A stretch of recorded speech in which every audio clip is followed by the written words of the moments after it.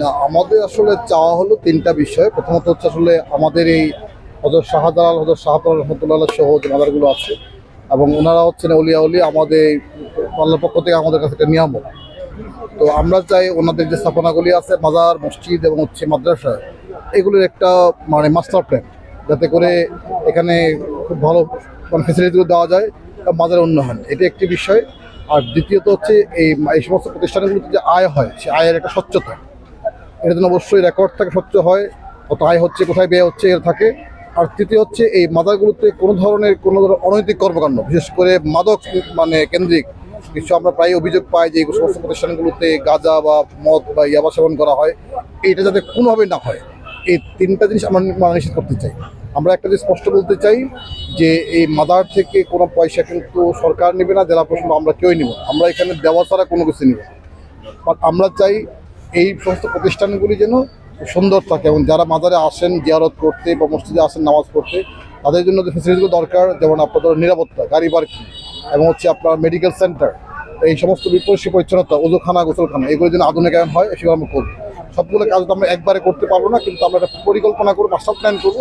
সেই master plan করে আস্তে আস্তে আমরা আগাবো। আমরা চাই এই প্রতিষ্ঠানগুলি বাংলাদেশের একটা সম্পদ এবং এখানে অলিয়া উলিয়া শুয়ে আছেন, তাদের প্রতি আমাদের একটা দায়বদ্ধতা আছে এবং এই ওনাদের মানে কবরকে কেন্দ্র করে, মাজারকে কেন্দ্র করে যাতে কোনো ধরনের অনৈতিক কোনো কর্মকাণ্ড না ঘটে, সে বিষয়ে সকলে তথ্য থাকতে হবে।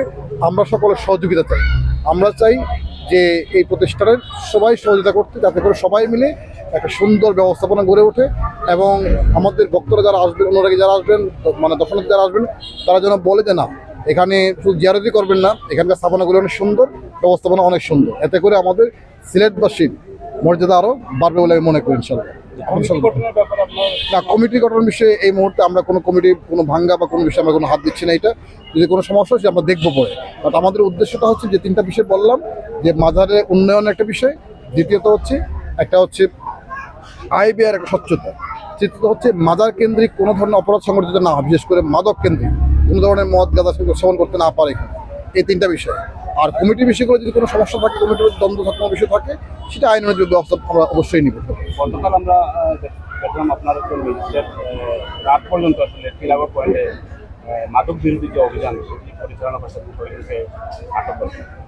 না, আমাদের কিন্তু এখানে কতদিন না এটা চলবে, বিশেষ করে গত প্রায় আমাদের 2 সপ্তাহ যাবৎ কিন্তু আমাদের জেলা প্রশাসন এবং হচ্ছে আমাদের সিলেট মেট্রোপলিটন পুলিশ সহ জেলা পুলিশ মিলিয়ে কিন্তু আমরা যৌথভাবে আমরা কিন্তু এই মাদক অভিযানগুলি পরিচালনা করছি। কারণ আপনারা দেখেছেন সাম্প্রতিক সময় বেশ কিছু চিন্তার ঘটনা ঘটেছে এবং এই চিন্তার পিছনে কিন্তু মেনলি দায়ী হচ্ছে আমাদের এই মাদক। আমরা দেখলাম যে এই যে ঘটনাগুলি ঘটাচ্ছে তাদের বেশ একটা বড় অংশই কিন্তু আপনার মাদক সাথে যুক্ত। তো এই মাদককে আমরা যে কোনো মূল্যে নিয়ন্ত্রণ করতে চাই, কারণ মাদক আমাদের সমাজ, পরিবার, সমাজকে ধ্বংস করে দিচ্ছে।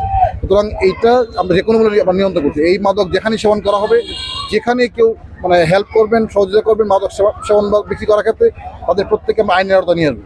আমরা চাই মাদক মুক্ত একটা সমাজ, আর আমাদের এই পবিত্র স্থাপনাগুলিতে যেন কোনোভাবেই কেউ মাদকের কোনো আঁকা করে তুলতে না পারে, সেই বিষয়ে আমরা অবশ্যই ব্যবস্থা নিব, সেটা যে হন না কেন।